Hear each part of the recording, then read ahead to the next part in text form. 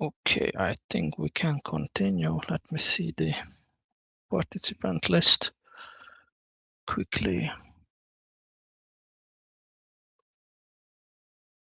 Okay.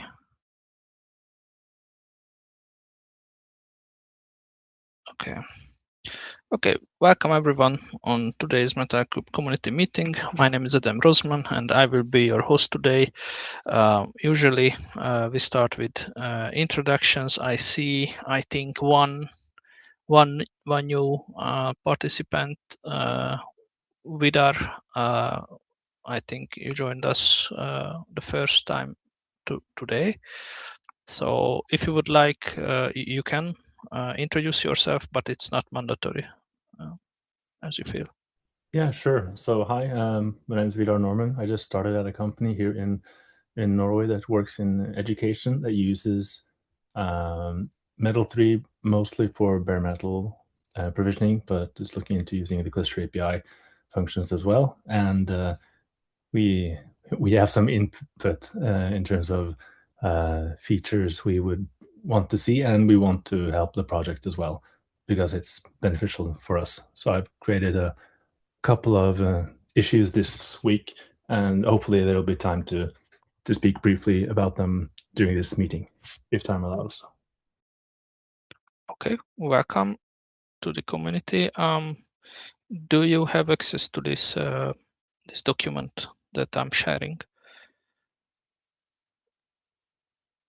Possibly. It's the first time I'm seeing it, so Okay, I will try to share it in the chat. Just a moment.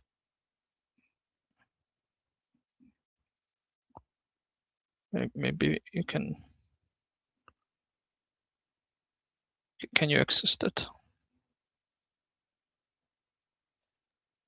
Oh yeah, that's the one I actually went to join this Zoom meeting. Yeah, so I can access it. I'm not sure I've got edit permissions, but that wasn't what you were asking for anyway. Maybe.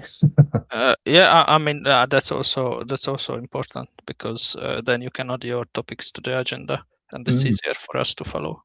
Sure. Okay. I think then we can continue.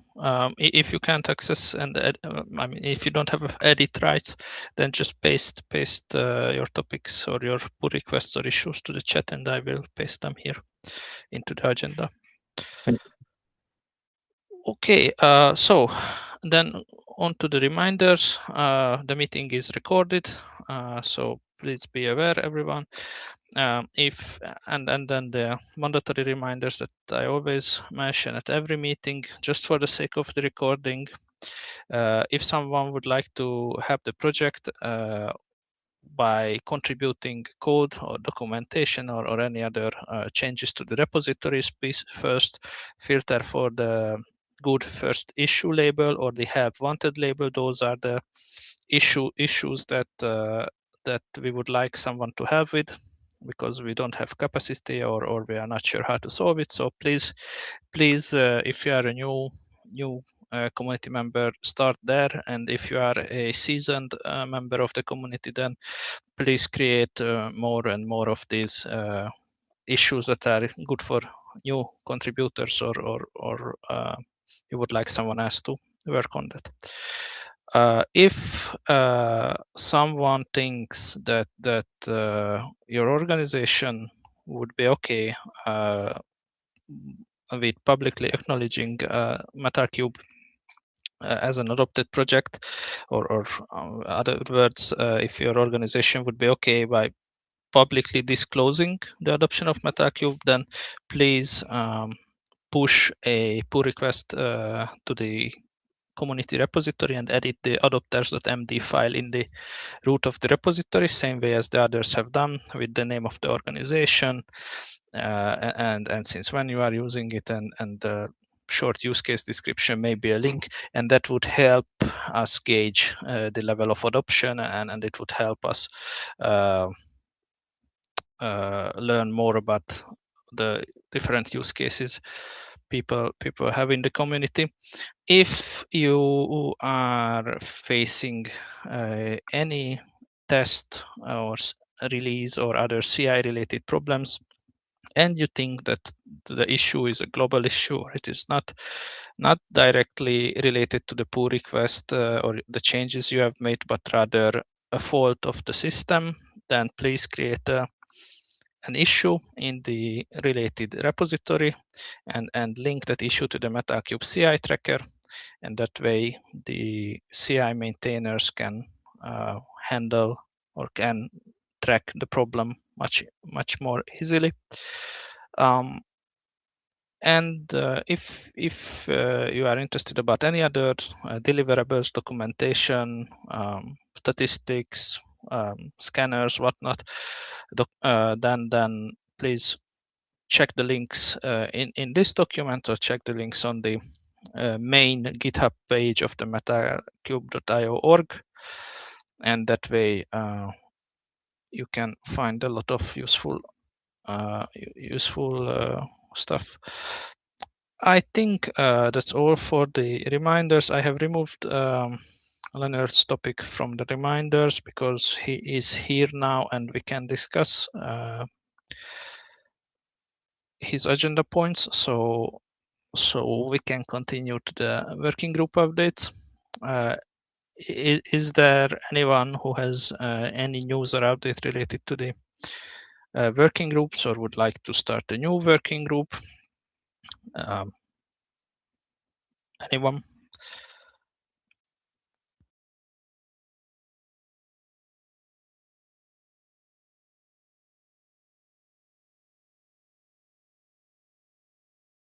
Okay. If no news about these groups, then we can continue. I don't have anything either related to this. We can continue with the release team and the roadmap. As far as I know, the only release related activity was the ironic image. Do you have any news about that, Ricardo? It's ongoing. Had some issues, so I had to postpone the release, but it's ongoing. Should be done by the end of the week for both Ironic Image and Ironic Standalone Operator. Thank you. I will just write it down. So, and ironic image release is ongoing. Which ironic image release is this one? 34 or 33? That's 34, yeah. 34. And the ISO was 0. No. Oh gosh, I don't remember. 09 maybe 8, something like that. Need to double check. I think 8, but I also don't remember. Okay, thank you. That's good news. Okay, I don't think we have any other release topics. I know that some API change preparations are ongoing in CapM3 and some things here and there, but nothing major. I think we can continue with the discussion topics. And we have one already from Leonard, the one that we have been waiting for. No, I'm just joking, but yeah, the one that was on the reminder list. Sure, thank you. I hope you can hear me all right. Yeah, it's fine. Okay, good. I had some issues with Zoom on the laptop, so I'm on the phone, but I can at least hear you, and it seems it's okay from both sides. So, yeah, this has been for a long time on the back of my head. The issue has been there for a while, and now I also pushed some kind of initial pull request. It looks big and scary, but I hope you don't get scared off by that. It's mainly boilerplate and unit tests and moving stuff around. But I think this would be very nice to get started, to have some kind of new clean architecture for this VBM CTL. It got a bit quickly put together the first time, and was a bit hard to use from other places. So with this, I hope it would be much easier to then reuse in other places. So we get less of the duplication all over the place for docs and for CapM3 and for whatnot. So this is mainly just for your information. There is this PR, and especially if you are interested in this, like the structure of all this, or how to make this useful in other places than just BMO E2E, then please have a look. Maybe try it out. And yeah, I am very, very open to suggestions at this point. But once we have this in place, then I hope we can really start checking off the list of things in that issue, so that this CLI can handle more things than just the VMs. And at that point, it should be very, very useful for the quick start guide and also for CapM3 or other places where we may want to reuse it. Yep, I think that's it. Any questions or comments so are welcome. I would just like to ask you, because we have a lot of new community members who joined this year and late last year, and this VBM CTL might be a bit unknown to most folks. Could you just, I know it's in the README, but could you just in few words explain it to everyone that why this was created and what it was used for so far, and like what's the general idea behind it? Yeah, absolutely. So I would say maybe it's a bit halfway there at the moment, and this is an attempt to now get it moving again. But the idea is to have something other than just scripts and random little pieces for setting up this virtual bare metal lab. So handling the VMs, setting up sushi tools or VBM, VBMC, configuring the network to make them talk to each other, these things. So the goal would be that in the end, we have something where we can, just like we do with kind create cluster, we get a Kubernetes cluster. With this, we could VBMCTL create BML to get a bare metal lab environment, sort of. And yeah, obviously not all of that is there at this point, but that is sort of the goal. And so far we have been using this to create the VMs for BMO E2E. So if you check the CI E2E script, it calls this. Yeah, I think you are showing it there. Probably. No, you are showing the README. Yeah, but if you check the actual script that we use for BMO E2E, then there is a call to this VBM CTL to create the VMs that we then use as bare metal hosts in the tests. Yep, I won't navigate there now, but thank you for the explanation. And just like to reiterate to everyone, this is not a production tool. This is a simulation / test tool. Maybe in the future, even DevEnv could utilize this instead of those Ansible and share scripts. I think it's much cleaner in this Go format compared to what we have in DevEnv. But yep, thanks for restructuring this. And does anyone have any questions related to this?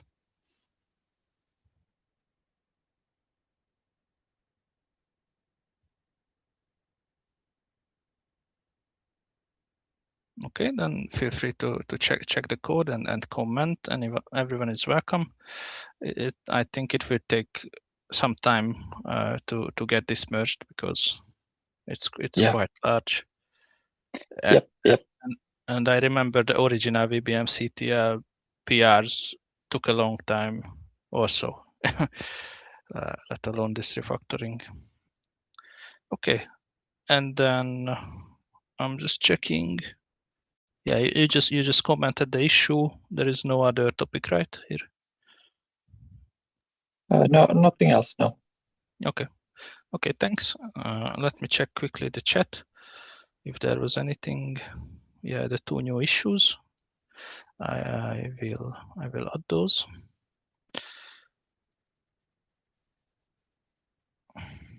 At the end. A moment.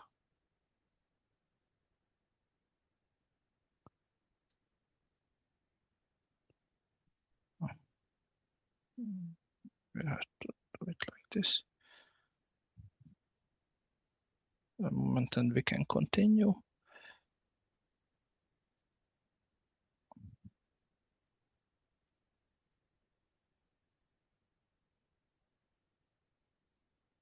Okay, and let me quickly fix the links, and we can continue then.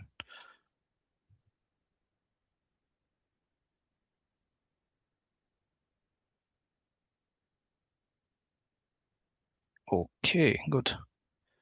And just the name. Did I? Yep.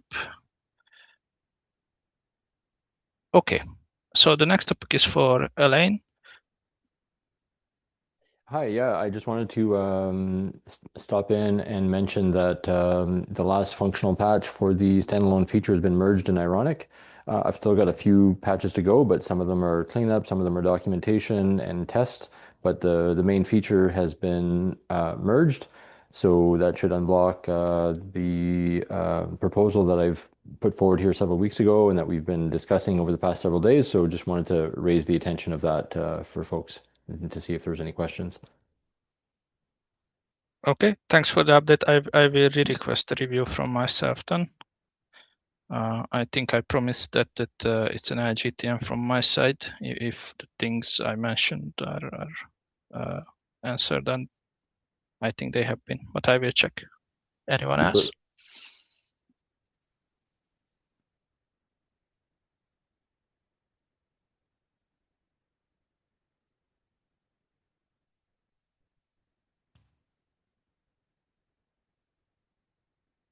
Okay, so folks, again, just some reminder on this one. This is related to managing switches, top of the rack switches, with Ironic and BMO. So if you are interested in that topic, then please check this proposal. I think it's in a very good shape already. I don't think there are any subtopics or discussions that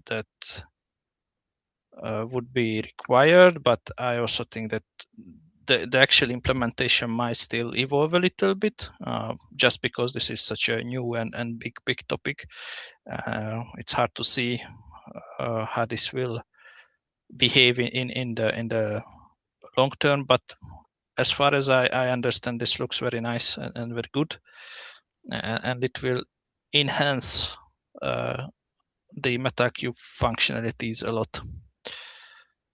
Maybe the next big challenge after this gets implemented, the next big challenge will be how to combine it with CapM3 so that we can template it from the CapM, well, use templates on the CapM3 level to configure this these switch management objects. But yep, from my side, it will be probably an GTM. Yeah. Anyone else? Any other comments, questions related to this one? Yes, maybe as a link with the previous topic, at some point we may want to add to VBMCTR a way to deploy a virtual switch so that we can play with Elaine work. I know that in Canada we had a lot of trouble doing work on simulated switch for exploring what we could do for reconfiguring the network. And it would be nice if VBMCTL provided a clean way to install not only the VM, but make them talk to each other through a top-of-rack switch. Okay, that's interesting. So in the Ironic world, what I've done for that project is they have Bifrost, and so I've added OVS support to Bifrost. So Bifrost is able to, it already sets up the local VMs to do the testing of the nodes. I've given it the ability to add OVS as the switch instead of just a Linux bridge, and so through that test mechanism, it's able to manipulate the ports and move the VMs around as necessary. So I can take a look. I don't know much about VM control, but I will take a look at that and see what would be involved.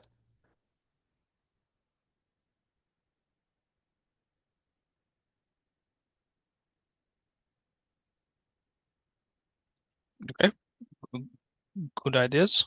Sounds good.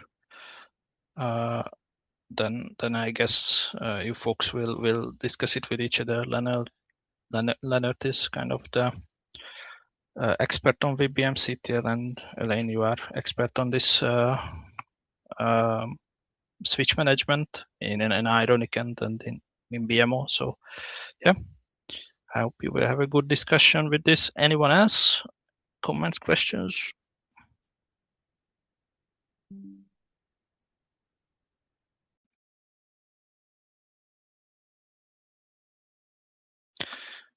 Okay, then I guess just take a look. Two big topics. Many lines of changes and documentation and ideas and details. So take your time, folks, and let's continue with the next topics from our new committee member. Then please, Vidar, explain your issues. Sure. So let's start with the one concerning simplifying the installation of the bare metal operator. And the background is that I've had the pleasure of installing the different Metal3 components in a new environment these few weeks, which consists of the bare metal operator, Ironic via the standalone operator, and then later cluster API with the Metal3 provider. And out of those components, the bare metal operator is kind of the odd one out, because the installation from the documentation suggests you do a git clone and then run some commands, and then you automatically get applied some YAML manifest. It feels a bit clunky, or at least unfamiliar compared to other Kubernetes projects that either provide all the YAML as an artifact that you can directly apply, something akin to the way Cert Manager does, or just allowing a Helm chart to aid in installation. And I've seen there are some earlier issues from quite a while back discussing either exactly this or parts of this issue. And the main concern at an earlier time was we didn't want to provide a Helm chart because of how it handles CRDs. And I think that can be quote unquote solved by providing the CRDs as a static manifest that people can apply directly, and then have the Helm chart only pertain to actually the application and the configuration of the bare metal operator. And I also wanted to highlight an issue that we saw, which is that if you do a git clone of the repository today and you clone a specific tag, the deploy.sh script that you're asked to run to generate the manifest creates a deployment where the image for bare metal operator is without a tag, so it defaults to latest, which probably isn't what you want. When you do a git clone of a specific tag, you probably expect the application to actually deploy that version of the application, which can give some unexpected results. So my suggestion is to both set a version on the application to avoid that issue, but also in a slightly longer run to provide an installation method combining Helm charts and the CRDs as ready manifests. Yeah, I think you have touched on a pain point of the project. This discussion is ongoing since I joined the project like more than 4 years ago. Yeah, let's not get into the historical details, but there was even an outreach from our side, like from the Metal3 community towards, so I don't know who exactly, but towards someone in SUSE, that we could maybe co-opt the SUSE Helm charts into this project, but nothing actually happened. So yeah, I agree with you. We would need a better way to deploy this, deploy all of our components, well, mainly the IPAM and maybe not the IPAM, but the BMO mainly. From my part, I'm open to the Helm charts and the way you explained to do it, but we would. Oh, the best would be to take those SUSE charts that are already out there, but that would require a agreement between our project and whoever is maintaining those charts, to donate to us and basically maintain it within the Metal3 project. Or the other option is that we would have our own charts, but then someone has to take the leadership role on this and just implement them, and then folks have to maintain it, because so far most of the organizations who were maintaining Metal3 project had no real pressing business issue to or business reason to maintain Helm charts, because most of them had downstream their own charts to handle it. So yep, I'm open to it, and I'm open to someone making a proof of concept, pull request, and then we can decide. So I can triage and accept this. I think we have other issues, you might have mentioned them, that talk about this problem. Yeah. Yeah, there are at least two other issues that I found that talk about installation woes in general, and specifically one about Helm charts. So if you triage accept this, I can probably reach out to SUSE as a first attempt to see if they would be willing to donate the Helm charts or how to go forward. But the current Helm charts at SUSE are outdated, so they might not be actively maintained. Yeah, I was actually going to say that. And I went through like both issues that you opened. Thanks for that, by the way. And the first thing that came to mind is that maybe we want to split the issues in more issues, because there are multiple things there to tackle. Some of them are probably like bugs or, well, things that may be fixed even before going deeper into like Helm charts or whatever we want to use to improve installation. So yeah, I agree we should probably triage this one, but I would really like to see this split in multiple things. Yes, Adil. Yes, so previously I see that we had missing even the release artifacts for the BMO releases. Now we have those, and have you tried using customize? And I haven't tried, but I want to ask, have you tried using the release artifacts and customize to do the BMO installation? I'm not saying that we should not do anything about this Helm. We can try it, but I want to also ask if you have tried that. No, actually, I haven't tried that method, but I did notice that the artifacts are present. So that could be another installation method, definitely. But even just splitting them into the CRD artifacts and then another artifact for the application itself would be an improvement to what we have right now. And Yeah, I think probably we can do it in the release artifacts also. Split them. Yeah, I can. Yeah, I think we can improve also the release artifacts for the BMO because we are using customize for CAPM3 tests, and also I think BMO E2E test we just use customize and use those artifacts. Yeah, that's I wanted to just add that here.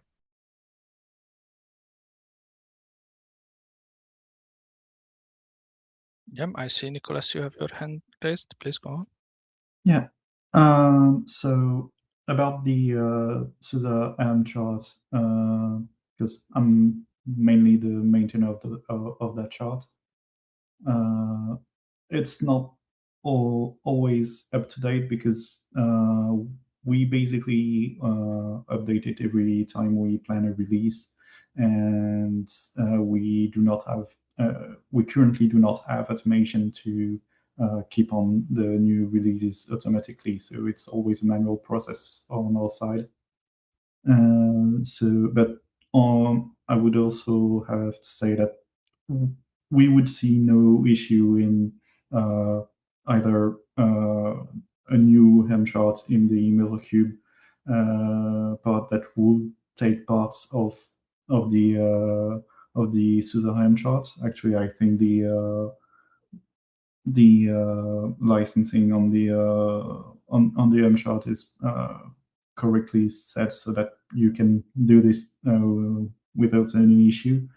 And if there's and moreover, if there's such an upstream like Metal3 M chart, we would be happy to use this as the origin for our downstream run, and so we would be happy to contribute to it as well.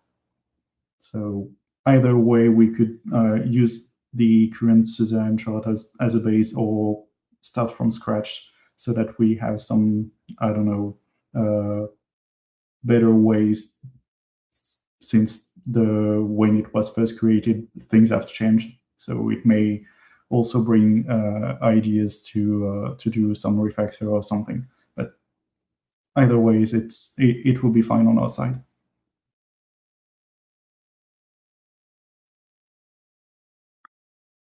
We have quite a large number of participants today, so I was thinking that we could, if there are no one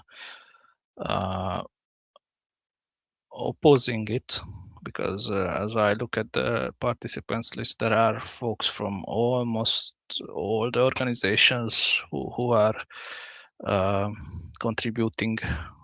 If there are no fundamental opposition or none of you know about any like hard reasons why we should not start walking on this road of at least introducing these charts for at least BMO at the beginning, but maybe even the other components later.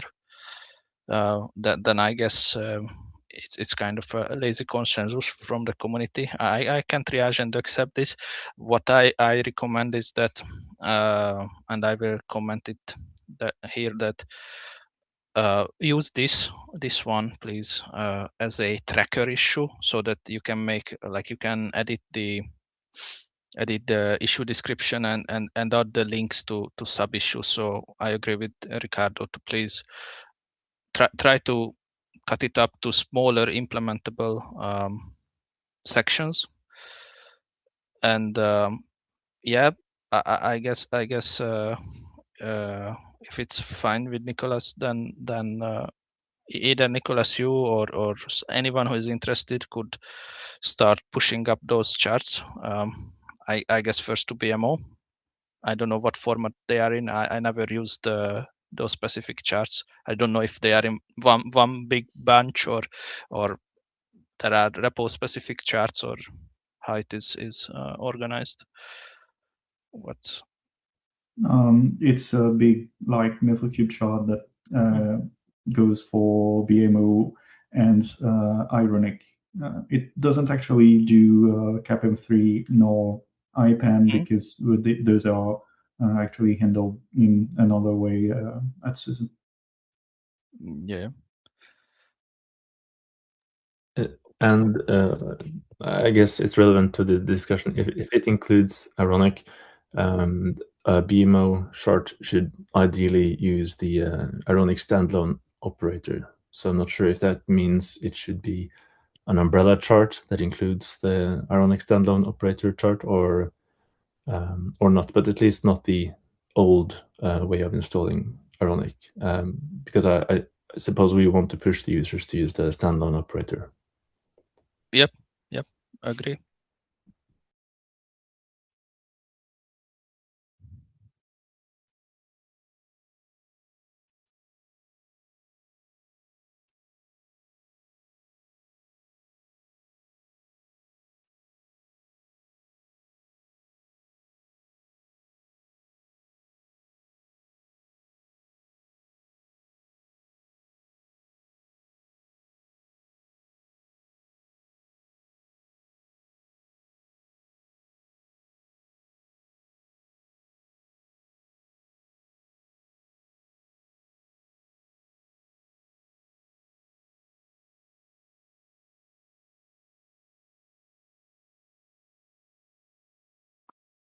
I will accept this one. Just use the correct command.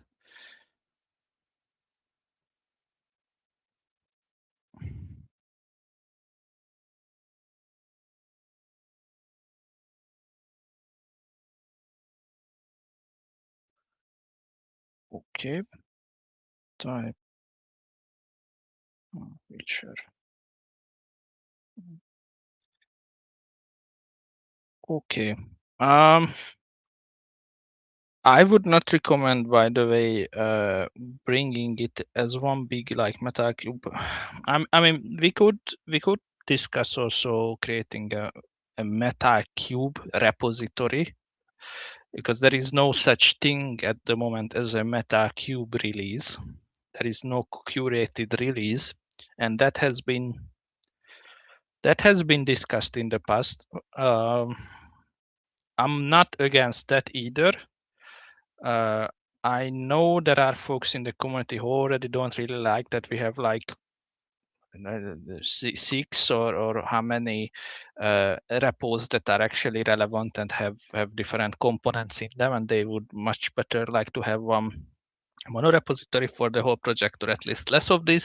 But if there is a popular demand for establishing a repo called MetaCube, that would just be concerned with these charts and provide deployable like stack definitions or deployable set of charts or however we want to call them, then I'm fine with that too. But what I would recommend is to open up a GitHub discussion like on the main page of the org, same as we already have a few for more for larger problems, and then I think you can ping people on this, but if you need help, I can help directing people into that discussion, or you can do it under the issue, however you feel. But yep, that's all I can say for now. And let's check the other one, because I was just showing the other. Yeah, so I'm expecting a bit more pushback on this issue. To summarize, what we're trying to achieve here is using Cluster API to provision a cluster where the control plane nodes exist on Proxmox or KubeVirt or some other cheap virtualized compute platform, while all the worker nodes are bare metal hosts. And this works. We can create a cluster right now, which is technically, for example, a Proxmox cluster, but then have a Metal3 cluster resource and generating the desired number of worker nodes with the Metal3 provider. But the thing is, the Metal3 cluster resource isn't automatically labeled correctly in this fashion. So we need to manually label it for the Metal Cube provider to actually provision the nodes. Having some sort of workaround that didn't have this limit would make it far easier to have this kind of configuration. Hopefully that was an understandable description of the issue.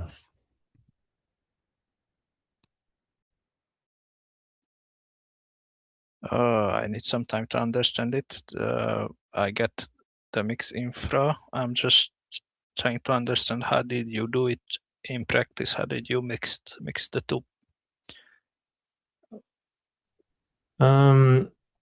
So we had one parent cluster resource and a Proxmox cluster resource that then provisioned the control plane nodes. And then the cluster resource would reference the Proxmox cluster, yeah, like you've highlighted. But you can only have one infrastructure ref on the cluster resource, as far as I know. And since the cluster resource doesn't reference the Metal3 cluster resource, the Metal3 or the Cap3 doesn't provision the nodes. But if we annotate the Metal3 cluster resource after the fact, using the same UID as on the Proxmox cluster, the Cap3 will provision the worker nodes just fine. So it definitely works. It just requires manual intervention. Sorry, I see Adil has a hand up. Yes, I think this can be solved by cluster class. Have you tried using cluster class? No, I haven't for this. How would that solve the issue? That sounds like a easier solution. Yeah, so you need different Metal3 cluster. So basically in cluster class, you create a cluster class where you reference all the templates, and then you create a cluster which will be referencing the cluster class. And for each like different kind of this Proxmox or something, you will have a different cluster, okay? Which will be referencing the same cluster class. And it's quite like you can patch the templates very nicely if you want in the cluster class. I can maybe share some documentation and you can check if I think this is possible with that. But you will need to have like separate clusters for each like infra, like Proxmox or something else. I'm not sure. So it would be one Cluster class, yes. Yeah, one cluster class and one single cluster resource, right? So this one Kubernetes cluster has one cluster resource, but there are multiple infrastructure variations. One for the worker nodes on Metal3 and another for the control plane on Proxmox. Why do you need one cluster resource? Why can there be like multiple cluster resources? Like, well, the idea here is that the bare metal host, the physical machines are much more higher spec than they need to be if they are to run as control plane nodes.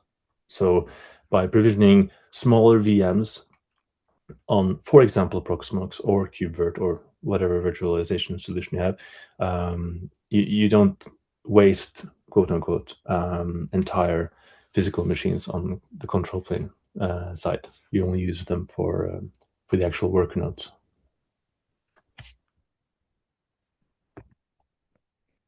Okay.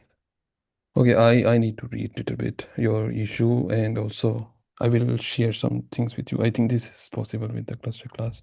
You might need to do it some different way, but I think this should be possible. I will comment on the issue. I will have.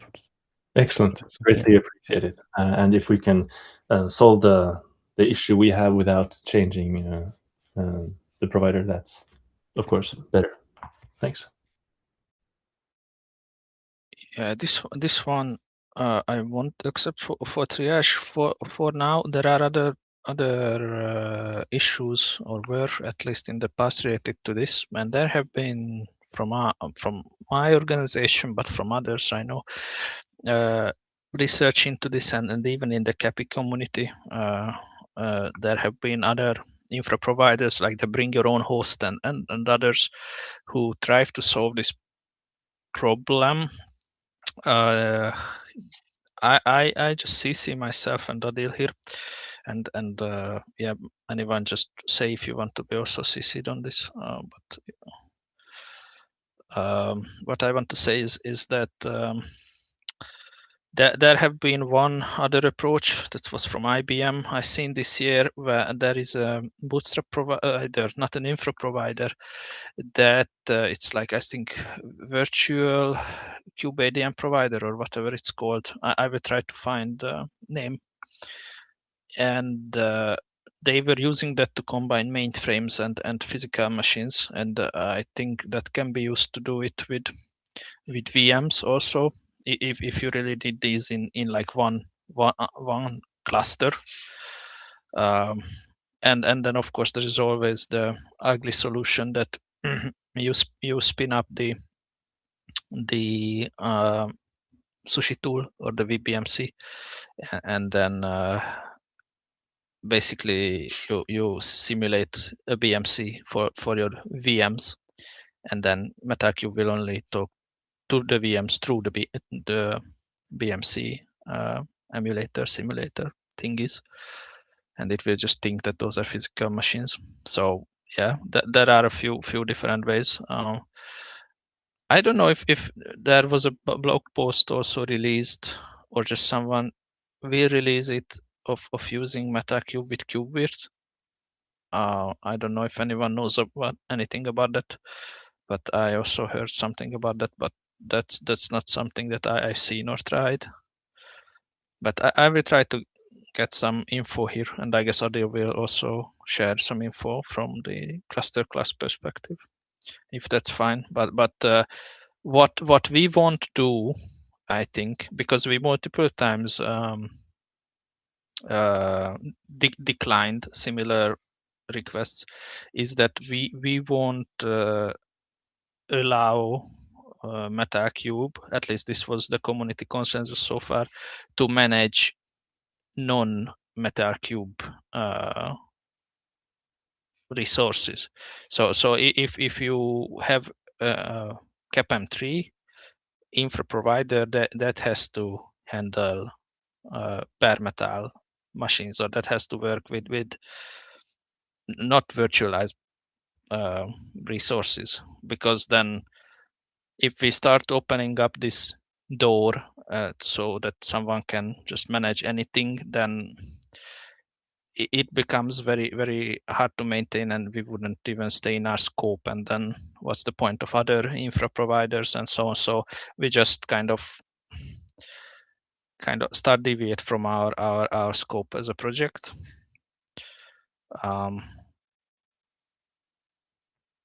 So first I would suggest looking into those alternatives, where either with another bootstrap provider, or with Bring Your Own, or cluster class, or something something like that, or the virtual BMCs. Yeah, and I totally I expected your concerns, which is why I mentioned at the beginning I expected some pushback, because I know it's somewhat beyond the scope. But at the same time, I think it's not uncommon to want to save on resources when in many cases the control plane nodes require far less resources than what a typical physical machine can provide. And it seems to work fine with the manual intervention we've done. We've also looked into using a virtual BMC, like you suggested, and that also works fine. So a BMC that hooks into, for example, Proxmox. So there are many ways to solve this, but being able to have the Proxmox cluster or KubeVirt cluster for the control plane nodes would be more a more native solution. But yeah, I totally understand your concern.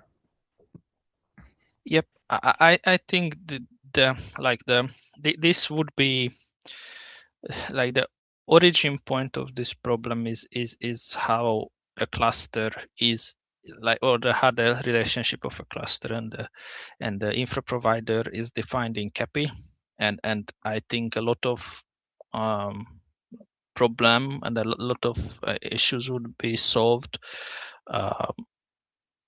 if it would be a bit more flexible. So I think it's like the optimal solution is on CAPI level. I don't know if it is cluster class or if it's relaxing the or extending how a CAPI cluster can, let's say, separate a control plane infra provider from a worker infra provider, or how it could handle multiple infra providers. Probably that would be the best place to solve these problems, because many people and organizations have this exact problem for years and years, and all the solutions seem to be not elegant, problematic from different perspectives. And but one thing that at least was like a consensus in the community, that it is not like the solution won't be in Metal Cube, at least as far as I understand, or it shouldn't be. It should be either on in CAPI or in some other component that works with CAPI and CAPM3 and all these things, but not in the existing MetaCube stack. Yeah, but yeah, I will share some resources when I have time, and I guess Adil will too. So and let's continue the discussion, because this problem is so relevant for so many people that eventually the community, the broader CAPI community, has to do something with this, because it's as you explained, that's like a common use case, and many folks are facing this. Anyone else, any comments or questions related to this, or against the decision of not accepting this one at the moment?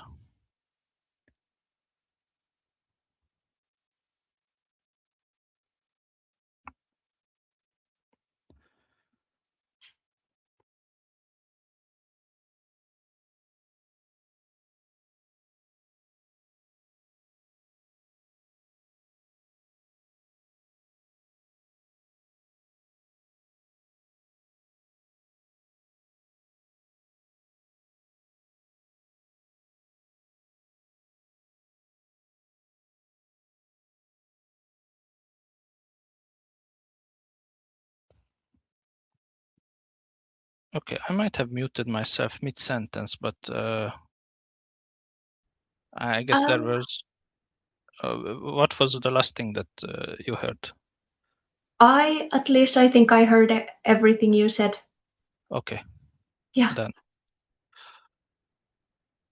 But yeah, I have added this GitHub action to test quick start guide in the Metal Cube docs, and there was a comment from Dimitri about he had some concerns about adding scripts and more virtualization in more places and like scripts in the docs file. So I was kind of hoping to catch him here, but it seems he is not present currently.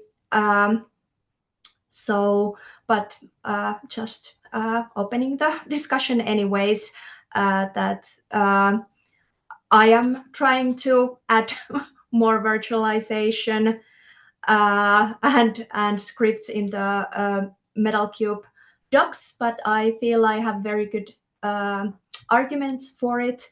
So if you are interested in this this discussion, please comment something on the PR, and I'm just kind of hoping to get some kind of opinion about like that this is a good addition to add that all the concerns are answered.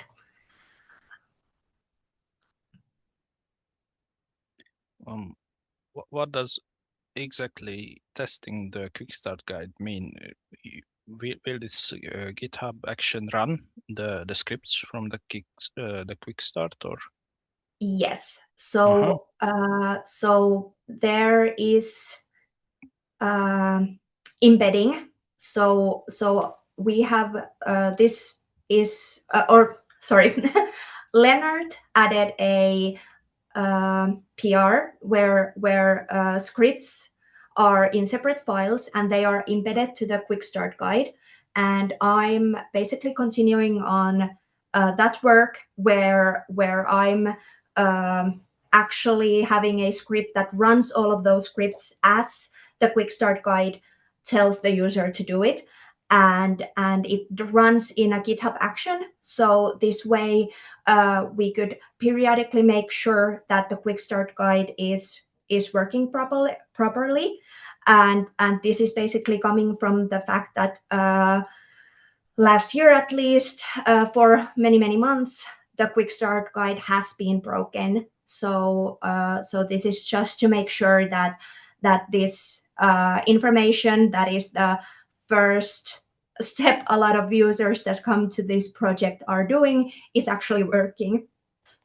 And I noticed that Ricardo, you have your hand up. So yes, thank you. Yeah, so first of all, thanks for working on that. It's like, I think something that it was needed, a way to automatically test the user guide. Although I kind of share the same concerns as Dmitry in terms of I don't think having I mean, I don't think that's the correct place to put the test script. We should probably rely on whatever we else in other repositories and run scripts there. And well, we need to be careful whenever we change something in the workflow, and like be mindful and think about updating the user guide. There's also one more thing related to that, which is like we kind of like we risk to find ourselves in a chicken and egg situation where whenever we do any documentation update and we test the user guide, if the user guide doesn't work as intended, then we block everything else until the user guide is updated, which maybe it's what we want or like in some way, but I don't think we should have that type of tests there in the documentation repository. Anywhere else is fine, I guess. And yeah, that's it. Yeah. So basically, why I felt like these docs files could be a good place for this is like I have commented here, is that because the quick start guide is a like documentation specific thing, and the scripts that are ran in the tests are also embedded into the quick start guide. So in that sense, it's like when you it's like I was trying to keep the quick start guide contained with this one repo. So then I was also thinking we could have this maybe in project infra or some other place, but then when we are trying to fix the quick start guide, we would have to do the changes in multiple repos. But yeah, I'm very up for any suggestions on where what would be a better place to have this test live in, like which repo. In that sense, if you have those concerns, please comment them on this PR, so then I can move things around and make everybody happy in that sense. Yeah. Yeah, sorry. Let me put it this way. I completely I totally understand your point. And it kind of makes sense, honestly. But still, the documentation part is at least it should be documentation. There should not be scripts or any executable or anything, if not for purely strictly testing, for example, how we write the documentation and not if that is actually correct. That's what I'm trying to say. Anywhere else, so MetaCube DevM, for example, or Cap'n3, or even Ironic Image, of course, needs to have this type of scripts, and then we need to reflect that in the documentation. Testing that the quick start guide there would mean having having some explicit scripts in like some executable code there, which is not really what I would expect from documentation. And also, you said that we risk, or well, we will find ourselves to like need to change code in multiple places, but it's already like that because the user guide actually includes everything that we do.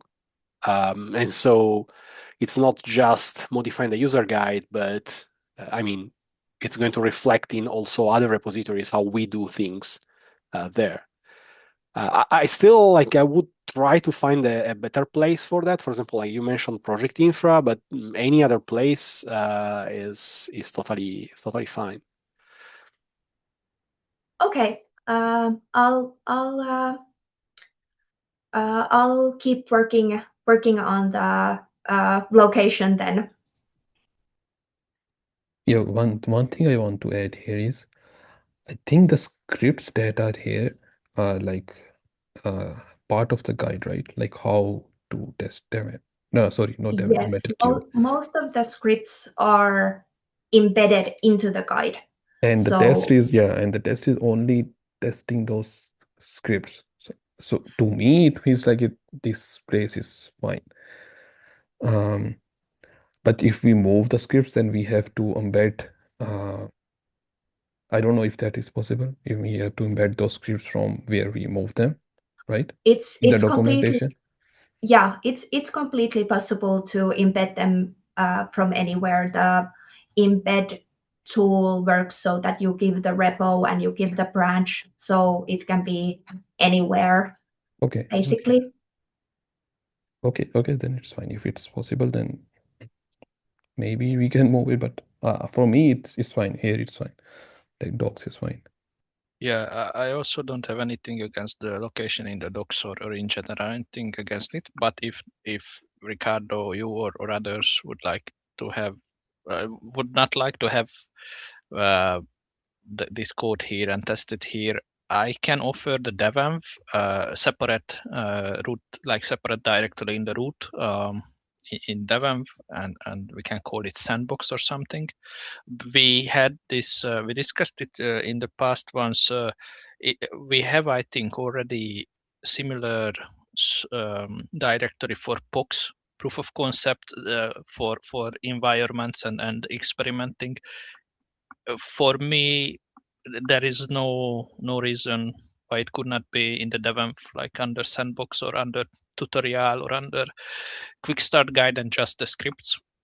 So I'm also up for that. Yeah, Ricardo, you have your hand. Yeah, I mean, I'm not saying I'm not saying I'm going to block entirely the change if the majority wants to test it here. I'm just saying that if the reason is to have a single place where we have the changes, that is not going to happen. Because there are other places that we change before going to the user guide. And if the user guide tests is going to block the changes in the documentation, then again, we are going to find ourselves in a chicken and egg situation where we will have to modify the user guide whenever we do, like even before doing anything, any other documentation change, or during other documentation change. Again, like if you want to pursue and like you want to continue and develop that here, that's totally fine. But I don't think it's going to simplify the situation. Actually, it might complicate it. But just FYI, we can configure the GitHub action so that it only reacts to that specific quick start guide and not any of the design. I know, but the problem is that how it's going to trigger the test? Only when you change the user guide? Not yes, we can do that. So that it only that it is only triggered when you change the user guide or the scripts that are embedded, and then I feel like it would be good to run it maybe weekly to just see that it's still working. Yeah, exactly. I mean, I think we're trying, like, I mean, I think we're converging into a single point here. What I'm saying is exactly like we need a way to test that independently. So, because otherwise, if you test it only when you change the user guide, then you realize the user guide doesn't work only when you change it. And it doesn't really make sense, right? So, okay, if you add a periodic, for example, once per week or whatever, then it's starting to look a little bit better. But yeah, let's try to think a little bit smarter on that. But I need to actually drop now. So if you have any thoughts, please put them into the PR, and I will apply the changes so that the that the test is run periodically and only run as a PR test when some changes related to the quick start guide are made. Yes, but sorry, I need to drop now. So have a good rest of the day, everybody. Yep, you too, Peppy. Yeah, I think that was a good summary then, at least as a starting point to make it periodic and make it only react to, or if it's not periodic, then make it only react to use quick start guide change or code change or whichever. We can narrow it down, and if if that won't be acceptable at the end, then we can find a better place for it. No worries. Okay. Any other comments, questions related to this one? And I would also suggest that we don't need to go through the backlog, because last time I went through the backlog and it was fine, and then I made the new versions and everything. So no need to waste time on that. And this was our last actual agenda point. This automatic quick start guide tester. Is there any comment, question, or any other information you would like to share or ask or discuss? We are a bit over time already, so I don't want to steal your time anymore. If there's nothing, then thank you for joining today, and thanks for the great discussions. And let's meet next week, same time. And until then, have a great week. Bye bye. Yep. Thank you. Bye. Thanks, everyone. Bye. Bye. Bye.